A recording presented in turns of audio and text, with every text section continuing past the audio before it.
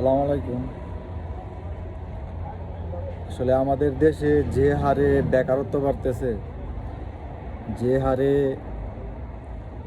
মানুষ অভাবের মুখে পড়তেছে, আসলে আমাদের এখনই এগুলা নিয়ে ভাবা উচিত।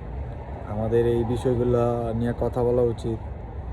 আমরা কিভাবে দেশকে উন্নত করতে পারবো, বেকারত্বর হার কমাতে পারবো, এগুলা নিয়ে আমাদের কথা বলা খুব জরুরি। আসলে দেশে কাজ নাই। আসলে আমাদের আত্মবিশ্বাসের সাথে আমাদের কাজ করা উচিত, কাজ খোঁজা উচিত।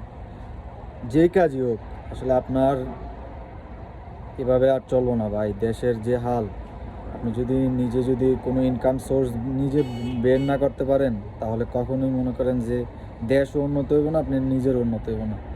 অতএব কাজের কোনো বিকল্প নাই, কাজ করতে হইবই।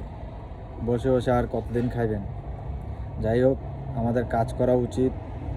যেই কাজই হোক ভাই, কাজের উপর কোনো লজ্জা নাই।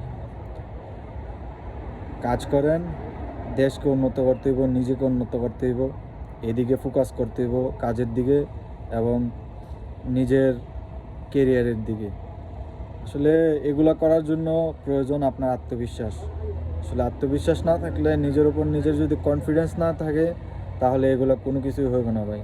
অতএব যেভাবেই হোক কাজ করা উচিত।